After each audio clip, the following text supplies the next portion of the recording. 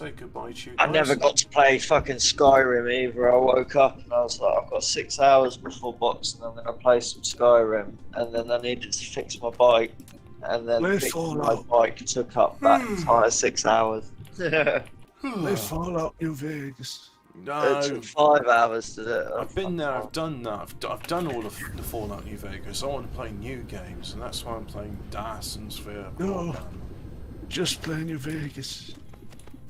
I don't want to play like the same game over and over again. I get bored easily. Are you even autistic? Yes. Yeah, you even autistic? What's wrong with you? Mate. I've played Skyrim like 100 odd times now. I've got like 2,000 hours logged in Factorio, and I've got 500 hours logged in Dyson Sphere program. Yes, I am autisms.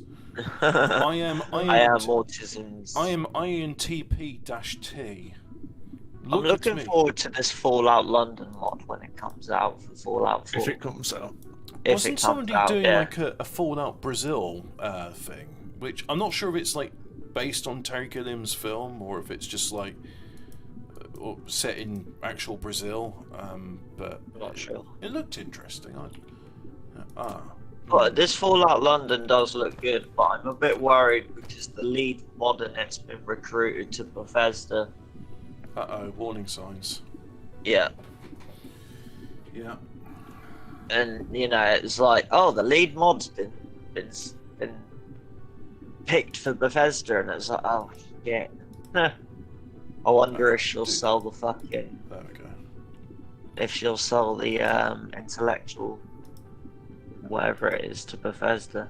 Oh well. I lost interest in Bethesda after Fallout 4. I was just like, okay, they can't make decent games anymore. Let's move on.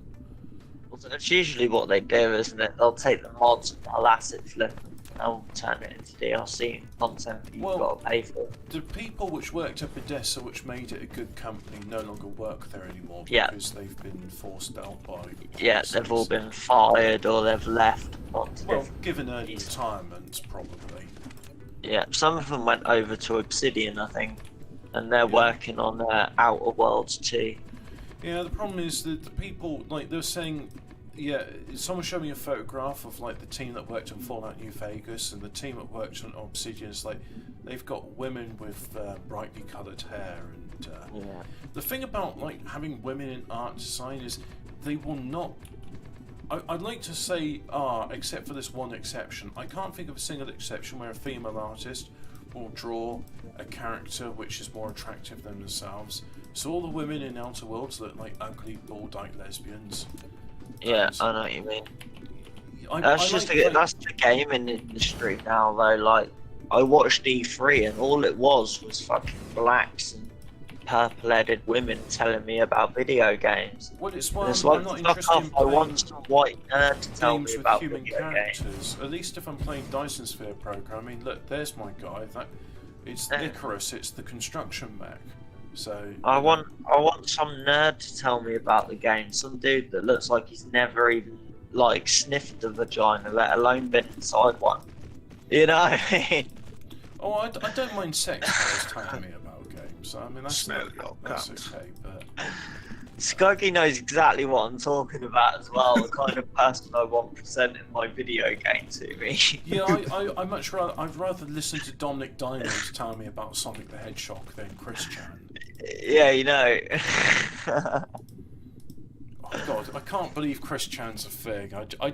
It's one of those things where I just thought, okay, this guy's really weird and he's never grown up and it's sad, and also nobody's got the heart to admit to him his art is bad, and despite the fact that I always thought that if you practice your skill, you will get better at it, and I think with my music... All the time. No, well, I think with my music I could say, actually, here's an example where I've practiced my skill and I have got better, and I've learned new things along the way. But someone like Chris Chan, I don't think he's mentally capable of learning. His art looks the same now as it did when he first started doing Sonic Tune. Fucking Sonic Tune. Yeah. I like how they're trying to tie the whole thing into Gamergate as well. Are they? Gamergate always gets tied into everything, man. They can't help it. Yeah, but they just look at ways to like demonize white men these days. They call them incels and gamers and white supremacists. They just, it's like throwing shit against a wall. It will stick if you throw enough in it. Well, video games are like what fucking metal music was to the Christians in the 90s. You know, when they had Marilyn Manson on stage and they were like, "Oh my God, you sacrificed children," and Marilyn Manson just sat there like, bruh. I must admit, I did like it when Marilyn Manson went in the news and he was just like calling it lasagna Levine or something like that. Yeah. And, I can't remember which interview it was he done. One on TV. It fucking cracked me up. but there was So something about, funny. like, now, gang. when she was I'll on see you later. holiday, he said, See you later, Skuggy. "I'll see you, Scugs." So you. Wasn't there something about like when he was on holiday, he said to her, "Hey, pick up this Nazi memorabilia," and she says, "I was uncomfortable with that because I'm Jewish," but she still did it anyway. That sounds about right. Yes, and the more I hear about Marilyn Manson, the more I think this guy's pretty funny. I did also like the cover he did of Tainted Love. I thought he did a good. Yeah, good I thought that was pretty good as well, actually. I mean, just It's- also something. That was the Phil Donahue show. Marilyn Manson interview on the Phil Donahue show in 1995. Like, I thought that was a pretty funny fucking interview, to be fair, and I thought he made a fairly good impression of himself, to be honest. Like, he came across as actually being quite a smart person, like deep down inside there somewhere. What, Marilyn Manson? Yeah. Oh, he's not a dumbass. No, he's not at all. He's a talented musician. Yeah, he's very talented. He knew exactly how to fucking corner a market in a time when, you know, sort of people were sort of losing their faith in Christianity and stuff, and people were looking at edgy sort of stuff and wow, Satanism. I must admit, You know, that was all the rage. well, it's always been like there's always been people attacking Christianity. I thought, oh, let's have a look at 4chan Pop because they're politically incorrect. People always attack these sort of institutions that have been sort of deified by society, don't they? It's kind of what the new generation do. They sort of tear something down from the previous generation. They nearly like always flogging rebel. a dead horse now, really. It's just like, you know, Yeah. like, you don't even have to do it. The church will attack itself. But Yeah.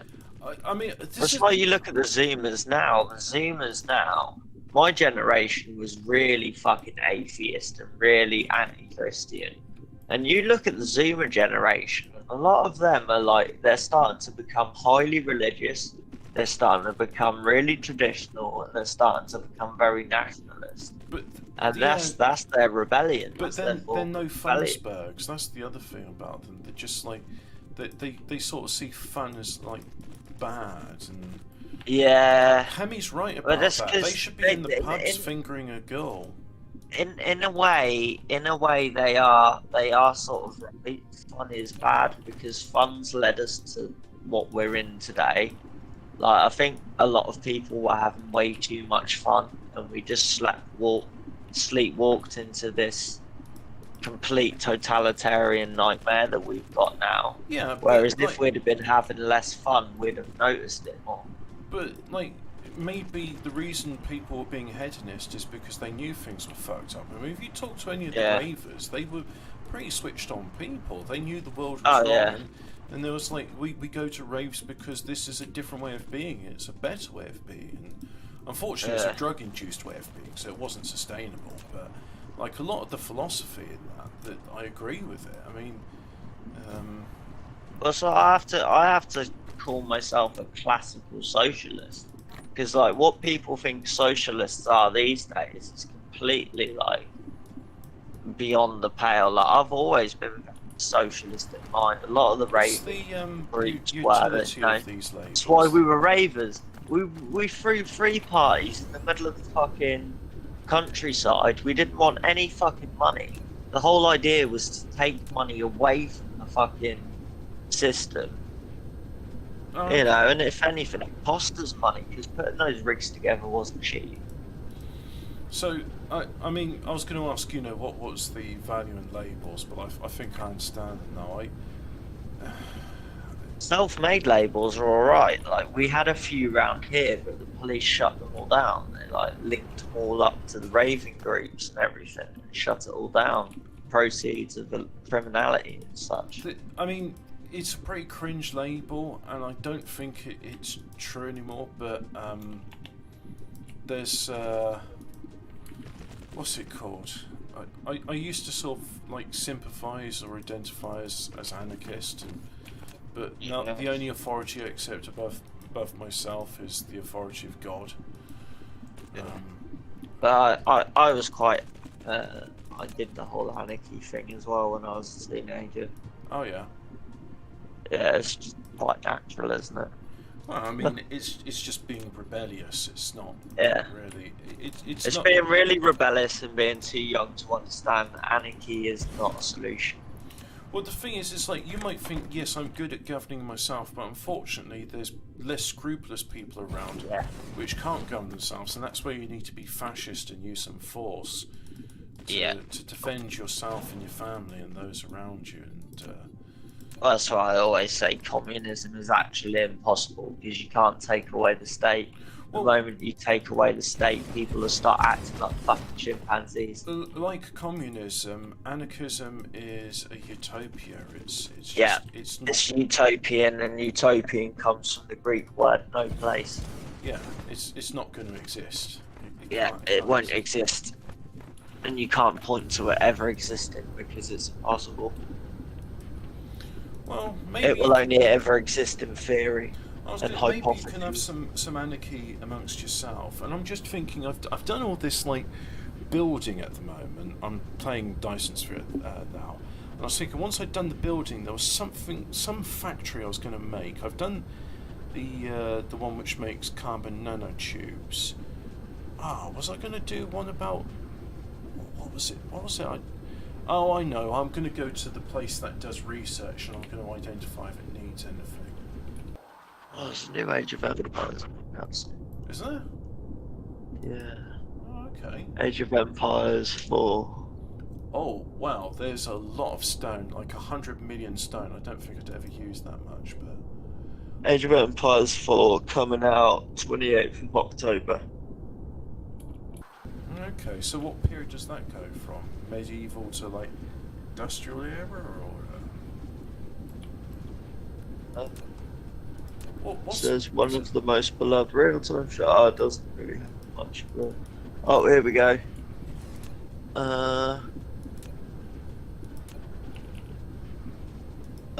Return to history. The past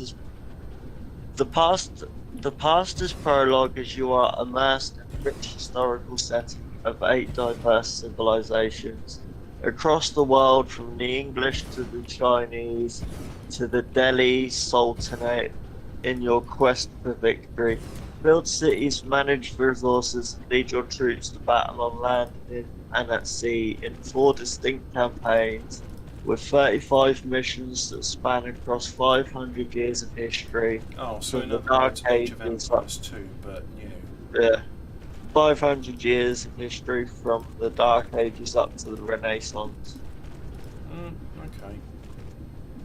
So they're going way past 3 with that one, aren't they? No, I think 3 was like colonial era, which came after the Renaissance. Because I remember they're saying about some of the first settlers in America and had like muskets, or I think it was muskets. Why call it Age of Empires 4 then, and not just call it Age of Empires? Because it's not a remaster, so they can do it. I think that's why. Yeah. And it looks like a toaster. Oh, okay. Minimum requires a 64-bit processor and operating system, Windows 10 64-bit, Intel Core i5 6300U, 8GB of RAM, Intel HD 520 graphics, version 12 DirectX, and 50 gigabytes of available space. Oh, so are they doing like an esports thing then? Possibly, yeah, I should imagine so. Hmm. It will, yeah, it's going to have heavy online, isn't it? Oh, we got this new thing. The statistics panel in Dyson Sphere program shows you the CPU usage, GPU, and data, and like I/O time takes 7.73 seconds to do a save, and then okay, so like planet change, Bounton cargo takes up 230 megabytes, so that's 51% of it. I like these statistics. This is good. The Dyson spheres I've made take up 78 megabytes. The Dyson swarms, of which comprise 51. Wow, that's space junk. Okay, let's have a look at Dyson spheres. So, yeah, that's. I want to say I can't believe they're doing another Skyrim, but at the same time I can. Yeah. Because we keep buying it. To be fair, Todd said, like, we'll stop making it when you stop buying it. Yeah, and people are still buying it, so there's yeah, we can't help it. We can't help ourselves. I swear to God. Stop hitting yourself. Stop hitting yourself. Yeah, literally it is. Stop hitting yourself. Stop hitting yourself. Stop hitting yourself. It's such a good game though. Like, oh my God. I got pretty bored with it fast. I get bored with it every now and then and I'll leave it for 6 months and come back to it. I said I was going to do that, and I haven't gone back to it in about 6 years. I always start again though, so I can like do something a bit different. I think I'm burnt out on RPGs though. Like there was one which was apparently really good called like Tides of Numeria or something, and I sort of played it for about an hour or two and never picked it up again. Yeah. I think you play games. You like to construct stuff. You like to make I love my struts. Like Dyson Sphere. Yeah. Whereas I play video games because I want to escape reality. Well, I mean, like I enjoyed Kingdom Come Deliverance. I thought that was good. I'm running from my problems. I just hide it fast. I enjoyed Kingdom Come Deliverance. That was a good role play game. I haven't played it yet, but I've heard it's good. Really liked it. The combat in it is what I wanted combat to be. Yeah, I've heard the combat is on point. It took me a while to figure it out, but when I did, I basically realised it was like a rhythm game. You just got to look at your opponent's moves and counter it. Yeah. Which I suppose is a lot like fighting in real life. I mean, you're looking to counter what your opponent's doing. Yeah, pretty much. So like when I'm sparring or when I'm fighting, I'm always sort of watching my opponent to see what he's doing. Is he raising his left hand to sort of get ready to throw a jab out there or something? Oh, there you go. Always trying to guess what the next moves are. You know, out of curiosity, always 2 steps ahead. Out of curiosity, do you do dancing? Do you dance with your No. missus? You should try. No, I don't. Not really. I can dance. Like, I can dance. I just don't. I was thinking. Don't really get presented with the opportunity. Well, I'm thinking. You know, if you can fight, then you can dance, because it's a very sort of similar thing of reading not your opponent but your partner. Yeah. And then responding to their moves, or. Well, except you lead with dancing and the other one follows. So I've always been a good lead, so. I would like to try dancing. I mean, I know I've got a sense of rhythm, so it's surely just a case of coordinating my body. And I love this guy. I love it. Just you see this stream of traffic moving from one star system to another, and there's a lot going on there. A lot going on in Enif. I bought myself a new keyboard, Hobbit. What's wrong with the old one? It was the stock standard one that came with the PC, and my W and my A and my D was starting to wear off. Oh, I see. Brucey's saying hardly anybody likes Tides of Numeria. I'm told it was like, oh, hang on, is it Tides of Numeria? Let me have a look, see what game it is. I'm just going to go in my Steam library briefly and search by Tides... Torment, Tides of Numenaria. Yeah, and I was told it's one of like the best well-written RPGs of all time. And it was an interesting kind of thing, like, oh, you're a fragment of this creature and it's forgotten itself, you've got amnesia, and so... Yeah, Planetscape Planetscape Torment, there's a sequel to it called Tides of Numenera, and it was pretty interesting. I should pick it up sometime. I might have a go at it at some point, but I could do that, or alternatively I could play Dyson Sphere program, and then if I ever get like thinking I'm doing too much thinking, like when I was first playing like a new game in Dyson Sphere, I really hate the early game where you have to do all this spaghetti and like shit things, you can't even use blueprints, and it's just really slow. And it's once you start getting to the more advanced stuff, that's when a game proper opens up. So when it's in this stage, I love the game. Although look at that, 200 million iron in this planet. Oh yeah. That was loud. Was it? I put my one of my keys back onto my keyboard and it's fucking well loud. Click. Yeah. Yeah, it's not quite. Oh, there we go. Brucey says Planetscape Torment is one of the best RPGs of all time. No. It's a spiritual... Yeah, you can't hear me typing. But oh, yeah. it's a nice keyboard. Okay. Numeria is a spiritual sequel that disappointed most people.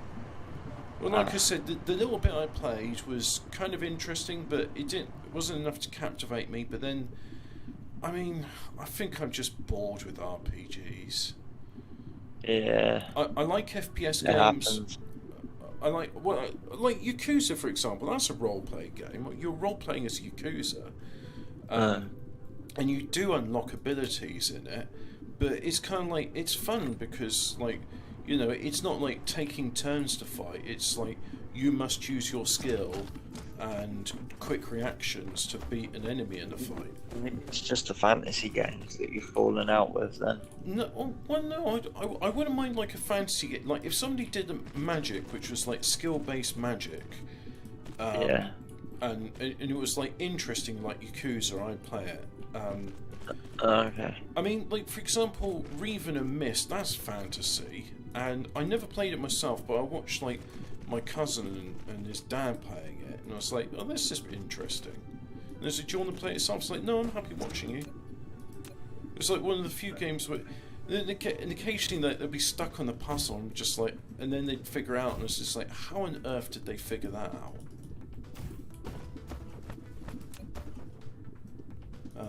Oh, why is the crew trial still on here? That shouldn't still be there.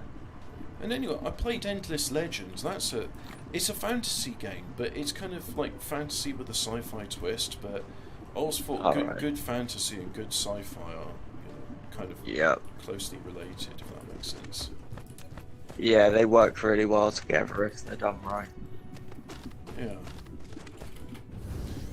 And I enjoyed, there was a Discworld game where Death goes missing, and you play as the wizard.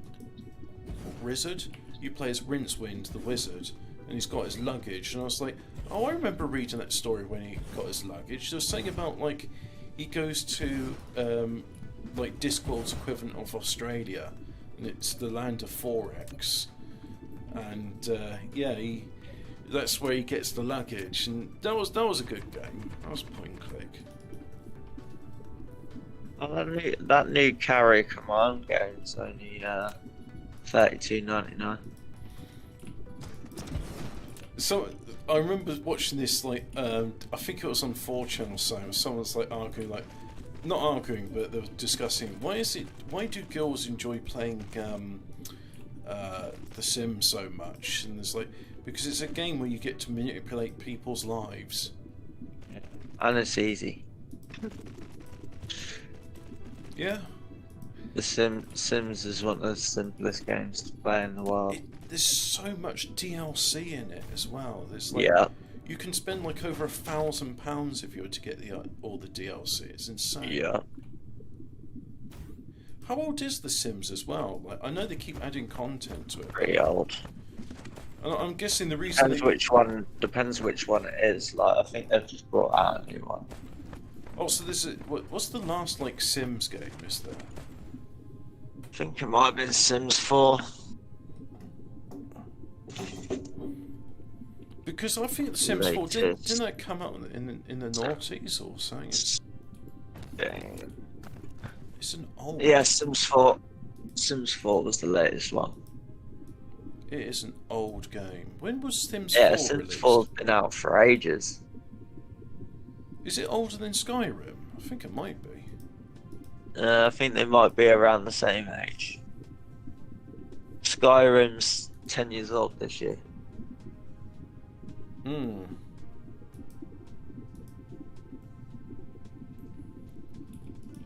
I think I'll just have mining on this planet and go to my other ones for factories and see how they do it. Sims 4 release date 2nd of September 2014. Oh, so it's younger than Skyrim. Yeah. Damn. I think I played Sims 3 or The Sims 2. I don't remember. I definitely played the original and that was fun. And then Sims 2 was just like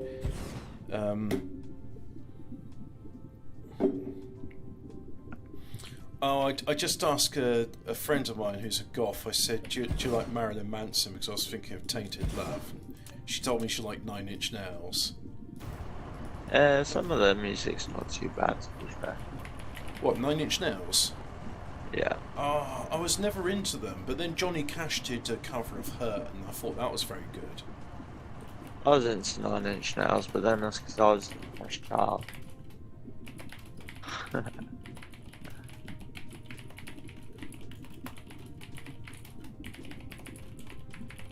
Ooh. Quake's on offer. Oh, yeah, no. Was it you or was it Skuggy telling me that Quake's been remastered? Skuggy. Not remastered, but like made so that it works on modern machines. Yeah, it was Skuggy. That's what I like about Unreal. Unreal, you can play the original game from 1997 and it will work on modern hardware. Same with Unreal Tournament. Yeah, they've done what was the one I saw recently that was done in Unreal? Simpsons Hit and Run. Oh. Someone made Simpsons Hit and Run in a week in fucking. Oh, you saw that Unreal video? Engine. Did you see that video today? Because that just came up on my feed. I saw it within the last couple of days. Okay. Brucey Kibbett said Skyrim came out on 11/11/11. Yeah, it did indeed. 11/11/11. Nice magic numbers. And they're releasing the 10th anniversary edition on the same day. Well, except it'll be 11/11/21. Yeah. Okay. 11/11/21. Which I am gonna get it, you know. But you were just complaining about people eating up Oh, the yeah. section. Oh yeah. I'm not interested in it. I didn't like it much the first time round, and I never played the special edition because it's like I can't even do my things in it. I mean, I even keep thinking like I knew I'd buy it. like replaying Fallout New Vegas, but then I'm just like, no, I've played it to death. Yeah, I've got Fallout New Vegas. I've just been buying the DLC up. The DLC's really good. Yeah, I never really played the Sierra Madre Casino because you wear these shot collars and Dead money. if you go like out of a certain zone, it's instant Yeah. death. And I thought, I liked it actually. I thought it went too bad. oh, okay. Well, I did like Old World Blues. That was good, where you have like an argument with your brain about being Yeah. put back in your body. Yeah. And it's Oh just, well, please, where you go to the big NT. I just like the fact that you're having an argument about No. with your brain. they made such good DLC back then. Well, the stories were interesting, and like Danny Treasure played like a ghoul, and he wasn't like all the other ghouls. He was like an interesting guy, and his voice is a bit gravelly to begin with. So, and it was like that was actually good, and yeah. I'm gonna get Fallout 3 Game of the Year edition for Xbox 360. Because I haven't had the chance to actually play the DLC for Fallout 3 yet. Oh, okay, yeah, Bruce, yeah, you're right. I've never played as Legion. I always used to play it either as Yes Man or Mr. House, and I still lean towards Mr. House because I think his vision for the future was the best one, and I also think he's the one that would live long enough to see it through. But yeah, I should try a Legion playthrough one of these days. But I'd say one of these days. I've been thinking about that for years, and it's such a time sink, and I'd much rather play this. When I get bored with this game, maybe I'm going to do one more mine here, and then I think I'm going to fly on. I'm going to look at my research planet. So, where was it? I'm really interested in that survival mode for Skyrim. Like, that does look pretty good. Oh, I've run out of miners. Okay. It adds like cold damage to you. It adds hunger. And it adds fatigue. And well, that takes fast travel away. That sounds like Frostfall, and it probably is. Look up the Frostfall mod on Nexus Mods or something, and because that was a really fun mod. It included like things like you could make camps, and if you walked through a river, especially one of the frozen ones, you would get hypothermia. You would have to quickly make yourself a fire. That's what happens on this one. Yeah, that's what happens on this one. You don't really want to go in the water. Well, the other thing is, like, I really liked how if you got if you got hypothermia, your ability to make a fire be impeded because, like, your hands are shaking, you can't make a spark. Yeah. So it's kind of useful having like some fire scrolls so you could make like a fireball. Well, it reminds me a bit of DayZ, because there's a mod map for DayZ called Namalsk, and it's really cold, and you have to keep making fires, otherwise you get frostbite and die. Hey Alphabet Cat, yeah, I really liked Overload, and I should play it some more, but because it's like Descent and it's got those labyrinthine levels, I find it like after playing a game like for 30 minutes or an hour, I get mentally exhausted, just like I did when playing Descent. But I will go back to it at some point. Yes. Yeah, Alphabet Cat. There's a new Skyrim coming on the 11th of November. It's the 10-year anniversary edition. It comes with all the DLC. It comes with all of the Creation Club content, and I think it comes with fishing. They're adding fishing to the game. I quite enjoyed fishing in Yakuza. It was.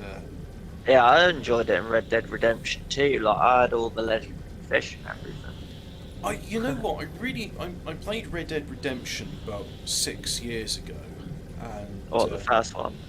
Yeah, and except there was a Red Dead before Redemption came out. But anyway, I played Red Dead Redemption. Oh yeah, Red Dead Revolver.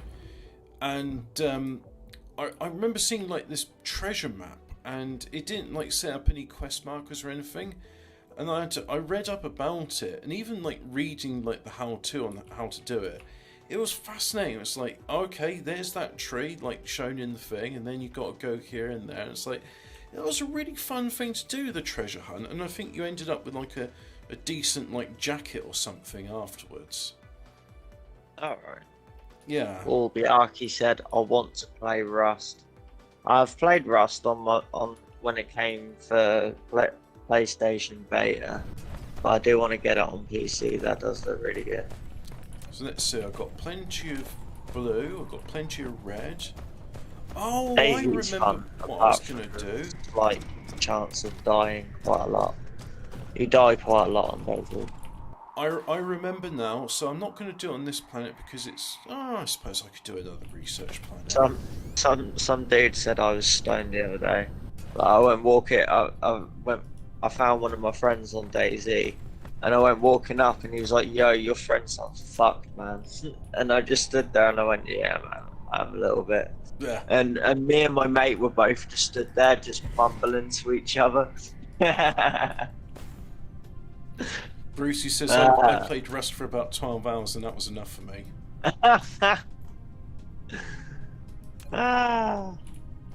Have you tried DayZ, Brucey? That's a trip. He says, Ryaki says he hasn't played any PC since Battlefield 2. All right. I played Overload the other day, and I meant to get it in the half-price sale. Battlefield 2. But does he mean Battlefield Bad Company 2? I don't know. But he hasn't. I played. Oh, you should play DayZ, Brucey. Get it when it's on sale, mate. I really enjoyed Overload. He means old school Battlefield 2, doesn't he? Like all the way back. Yeah. Shit. Yeah, I forgot that game existed. I had Battlefield 2 Modern Combat when I was a kid. That's how young I am. I just realised, because I'm doing this in windowed mode, I can't see the bottom of the screen, but OBS is capturing it, so I can see my energy meter is full. Let's just have a look at my fuel. I'm fine.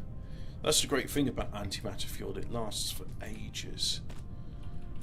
I played Overload the other day, and I made this kid beg and cry, and I felt bad, so I gave him half his stuff back and made him work for me. Yeah, see, look, you'd have fun on DayZ, Brucey. That's how you can do that sort of shit on DayZ. It's quite fun. No, wait, the game wasn't called Overload. What was it called now? It was something like Have a look on YouTube for a video. What is DayZ, and that'll pretty much explain it to you. It's better to have it on PC though, because then you get access to all the mods, all the modded maps, which are like really good. The DayZ mods, like, you know, if you do the Italian meme where he's got his hand in the air and he's like, you know, it's perfect. You know, yeah, they're good. They are. I enjoy it, and the servers are really good as well. It's top-notch coding. I think the guys that did DayZ, they're also the ones that made Kingdom Come Deliverance. Yeah, they are Bohemia Interactive. That's the one, yeah. They're the ones behind Armour as well. Oh, I didn't know they did Armour. I thought... Yeah. Yeah, because I knew DayZ was a mod of Armour. It was. DayZ started off as an Armour mod and then became a standalone game. Hang on. Can, like, if you're in a company, like, and you can you make a mod of one of your own games? I don't know.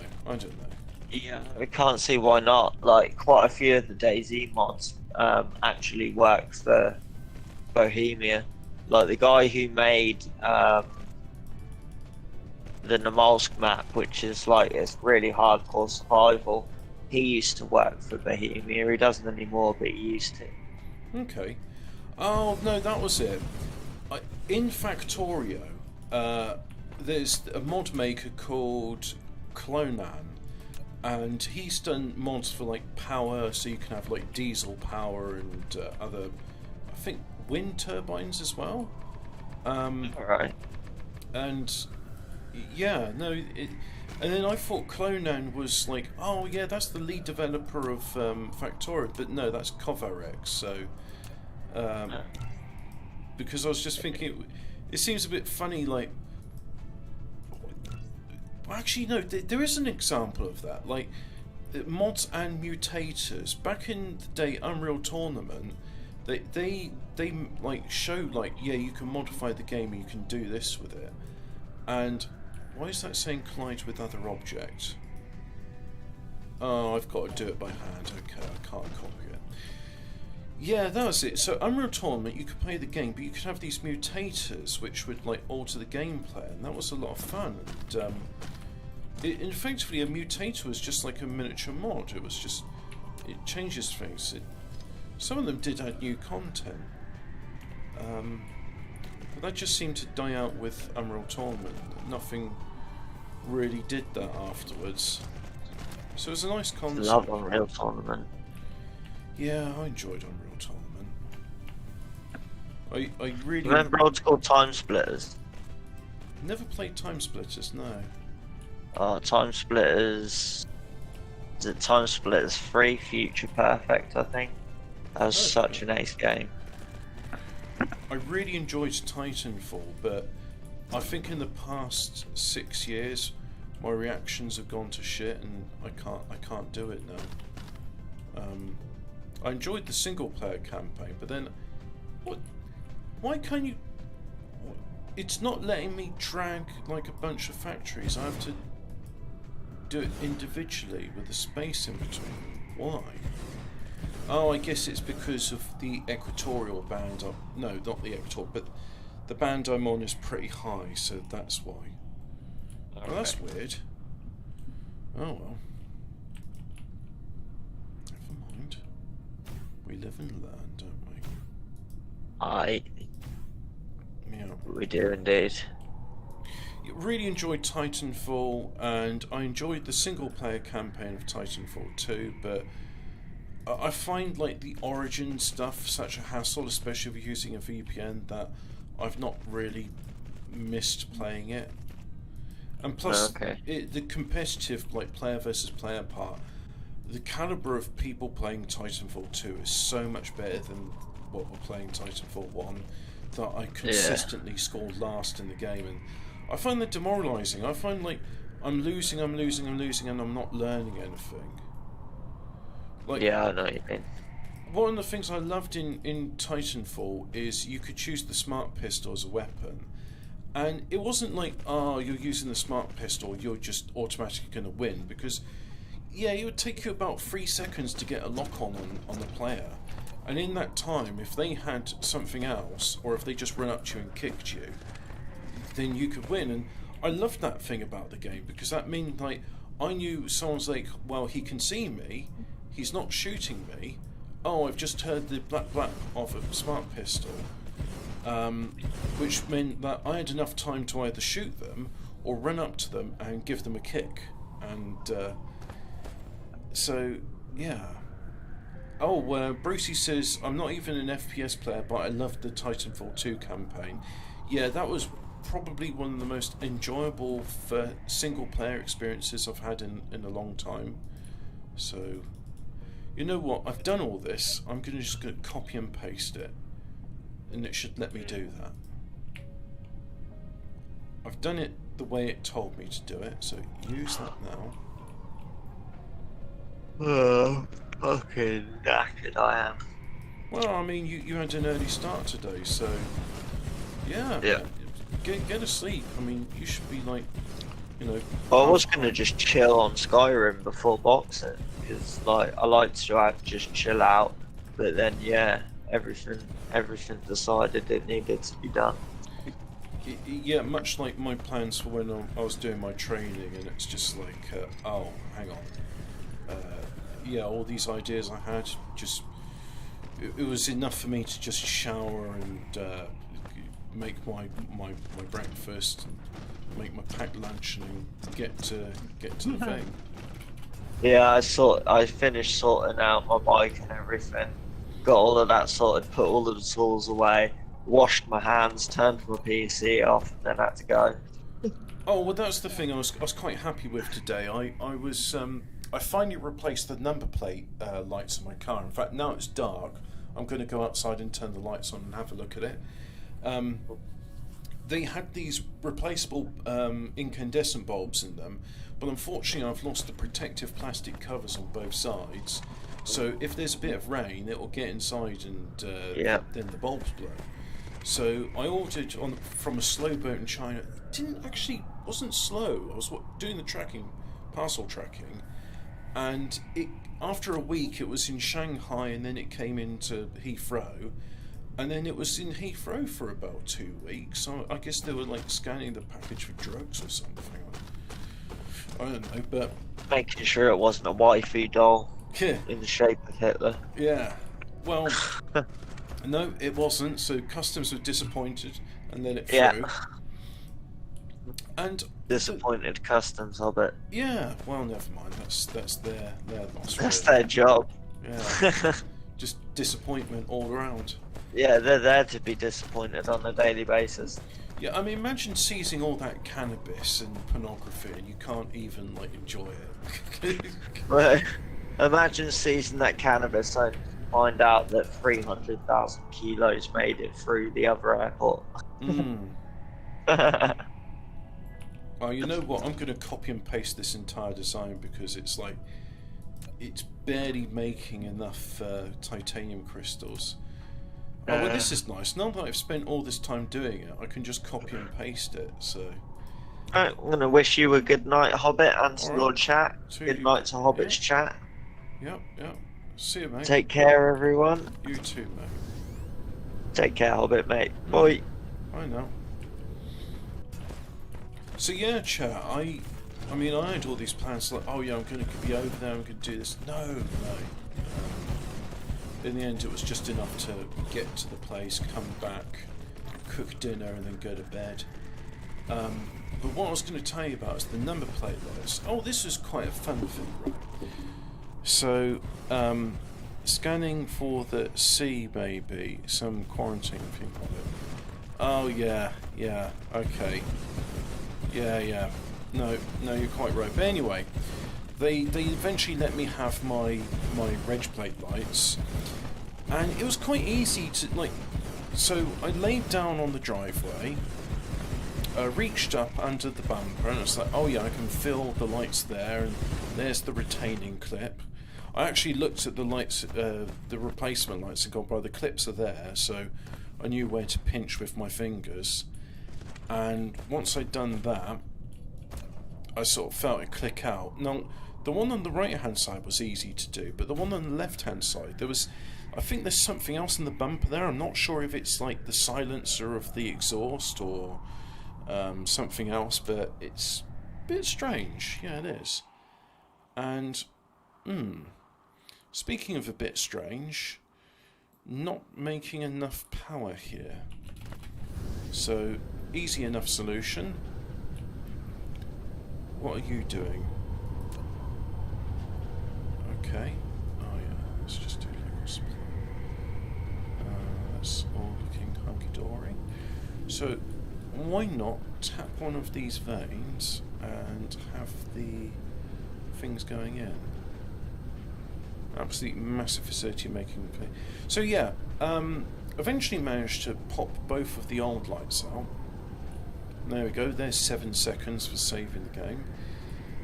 And then I was like, okay, they're attached onto the stalks, how do I get them out? I was pinching, I was giving it gentle tugs, and I was like, I don't have any mines, so what am I going to do? Well, request mines, because you've got them, so yeah, just request mines. Honestly, I make these things a bit too complicated. I have a Haynes owner's manual, and I found the section on number plate lights, as they call them. They don't call them reg plate lights. And following the instruction, they say what you do is to get the thing out of the bulb holder, you give it a twist, and then it shows the plastic sort of recess comes out, and then the bulbs are attached in it, and the bulbs are just wedged in place. And I was like, oh, I see, these plugs are in the same shape as the wedges of the bulb. And I can't oh no, I did take them back with me. Yeah, I was looking at the bulbs and just thinking to myself, this is a marvel of engineering. So one of the bulbs in there is just it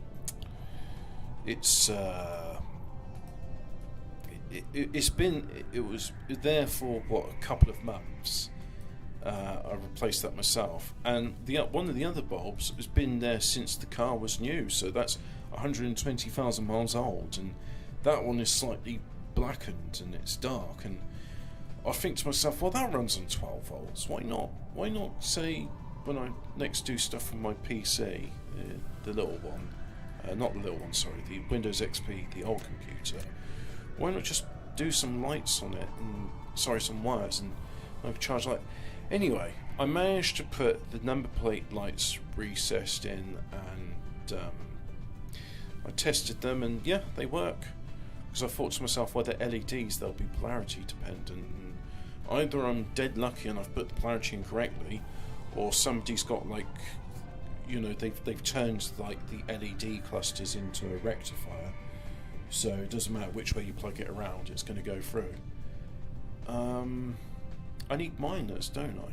I can't mine without a mining machine. So let's request that in. There we go. So there's a bunch of miners. And whilst I'm doing that as well, I'm going to have antimatter fuel. Am I going to have antimatter fuel? Yeah, let's do antimatter fuel. Just going to request a tiny bit in. There we go. Like so. I don't have any artificial suns, so we're going to request that as well. Artificial stars. Sun, star, star, sun, same difference really.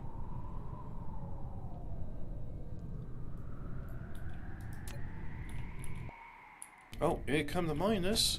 There they are. So that's enough miners. There we go. Wow, I had over 1,000 miners, and I've used them all up. Cool, cool, cool, cool, cool.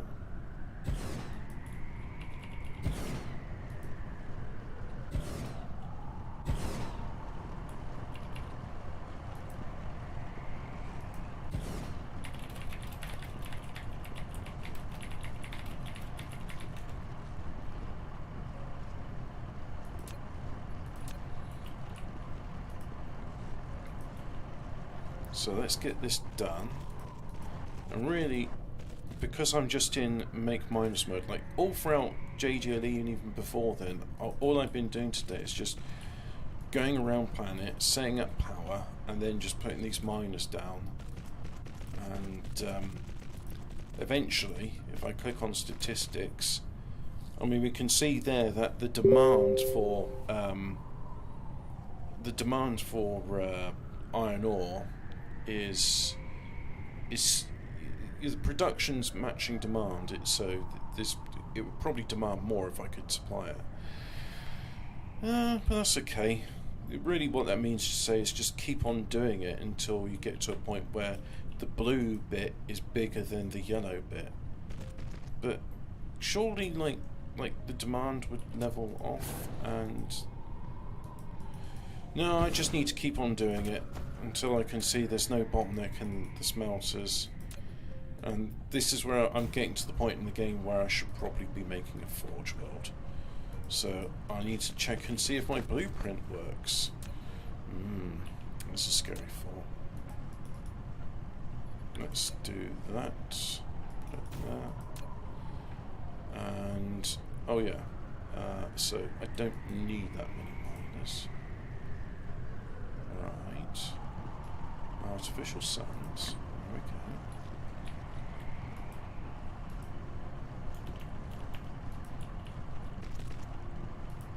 So we'll do that there.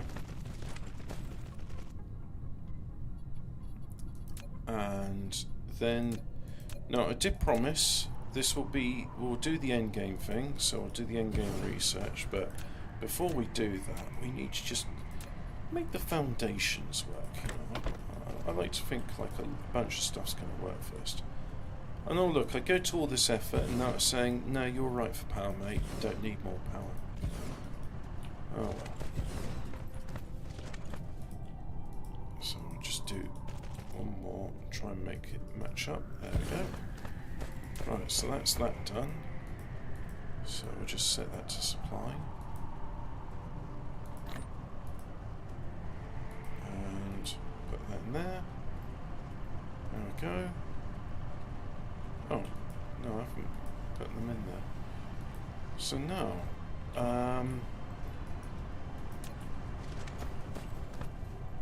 that's doing okay. Yeah, the production there's fine. Production there's fine. So we got more than enough titanium crystals. Okie doke. So really, it's just a case of... this isn't the planet which does the research. That goes on to another planet. I think it's Delta Pupis. So let's go to Delta Pupis. That sounds dirty. That sounds that dirty when you say Delta Pupis. There it is, Delta Pupus. And this is a great feature they released last month or something. The ability, you click on the star and then you can have an indicator. So before it was so hard to navigate, you just go, wow, the constellation looks a bit like that. So, and it's relatively here, and now you just go, yeah, I'm just going to follow this line. The line says here, and it tells me I'm 9 light years away. So we're going to go to Delta Pupis. Now, I could have had the research facility on the same planet that does the research. And I'm even thinking, because that blueprint says it will do white science 60 a second. So, if I was to do another planet with that massive facility, that means I could do 120 white science a second, which would be nowhere near enough for the consumption. And I'm not going for the star, am I? Going for the planet, which is there. There we go. And I don't think it's that one, so let's go to... It's definitely not there. There's too much water on that one. Well, let's just briefly... I think I'll do a flyby over it so you can see it. Okay. There you go, you can see it. See that? It's a beautiful anime paradise with beautiful crystalline trees and stuff. It's called a Sakura Ocean, and I think Sakura is Japanese for cherry tree? Yeah. So we'll go past this. It's not Jupiter gas giant. To this desert, Gobi Desert, yeah, and just nothing but a bit of mining going on there. And let's go to the Hurricane Stone Desert. Bruce, I have something serious to tell you. Dingoes ate my baby.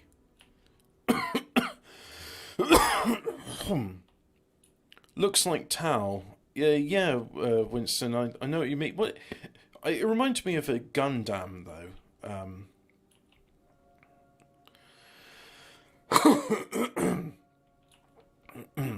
Excuse me. Speed up a bit more. And... come on. Take me to the planet. Is this the... yeah, this is the one. So it's at night. Because of course, everything interesting happens at night. But here's my thing. So first of all, I saw this quite interesting blueprint where it's called a fast insert of things, and it does this, and that's kind of cool. But I've done all the coloured research, so all that matters now is white power research. And oh look, I found a bit of a bug there, so we'll fill that in like so.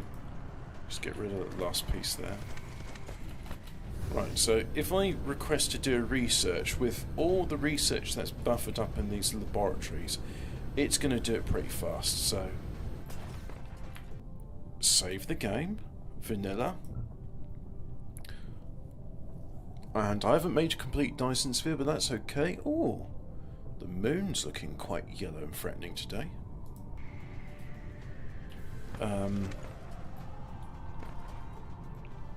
Now let's do it. Research, And do I want to do research speed? Yeah, do one of those, and then after that we'll do mission complete. There we are.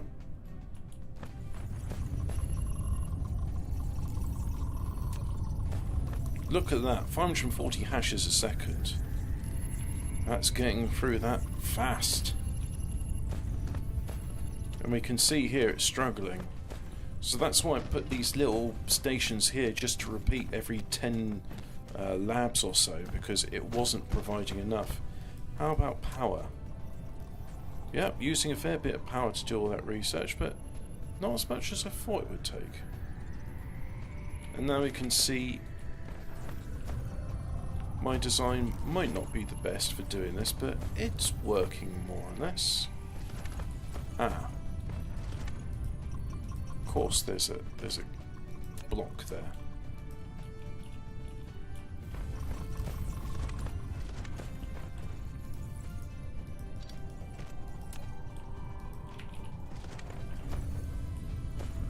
So we'll do that, and then we should be good.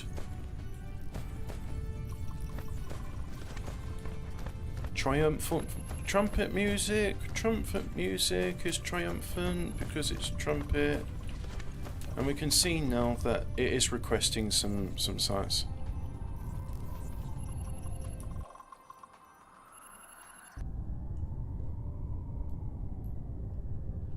So let's have a look. We should be having the research coming from Cursor. Where's Cursor? There's Cursor. Should be stuff flying from Cursor to the other one.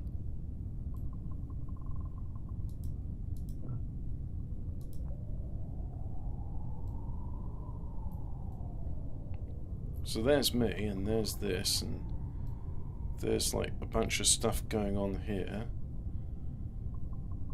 Planet Arid Desert. Yep, that's the one. That's the one where it's coming from.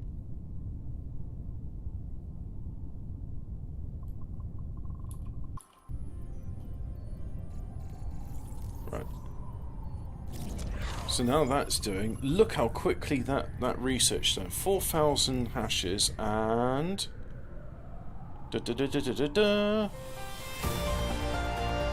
Mission complete. Right, cool. Congratulations, builder of great civilizations. Congratulations, builder of great civilizations. The primary mission of the Dyson Sphere program has been successfully completed with your efforts. The energy you provided is bound to make the homeland develop with high speed, and your figure will imprint with every step forward. This cluster has been activated. To remember your achievements, people light up a star in the Milky Way star map. Yes, it will always record your contribution to the forthcoming third-level civilization. Now please rest a while, and then embark on the journey of the Sea of Stars again. Right, so now we've done that. Congratulations, you've won, yeah. So we'll save the game. Save.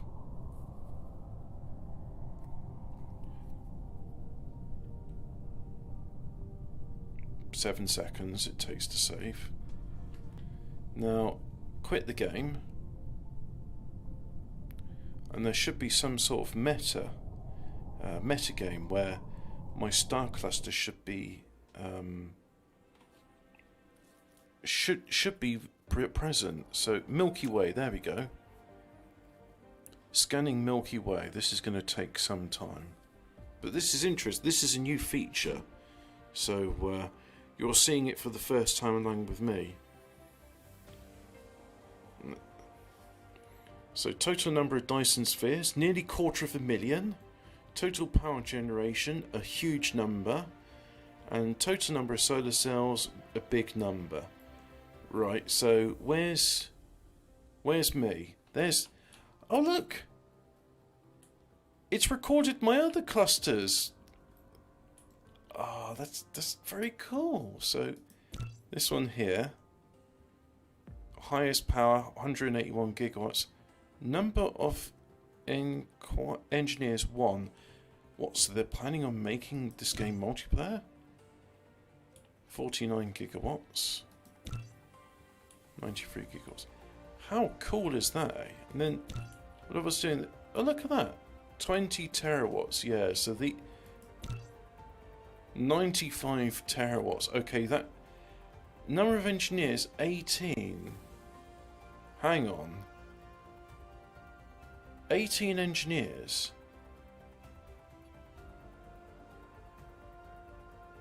You know what? I'm going to take a screenshot of that right now. And I'm going to go onto the Discord and say, guys, how does this work? I thought this was a single player game. Is there a multiplayer I'm not already aware of? But that's so cool. So, like, I can click on that and it's like, that's me. That's my spot in the galaxy. And then eventually, if I do something really massive like this one, see?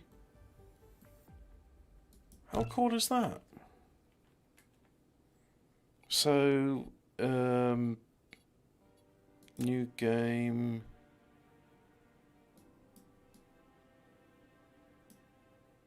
You can do that.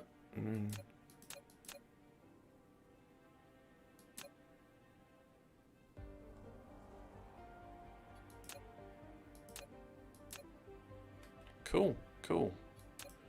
Well, I'm going to get back to that star cluster, and hopefully I'll be able to make it bigger, and it'll update the Milky Way. But that's really nice. So the the two other games I've successfully completed, it's recorded my efforts in the Galaxy View.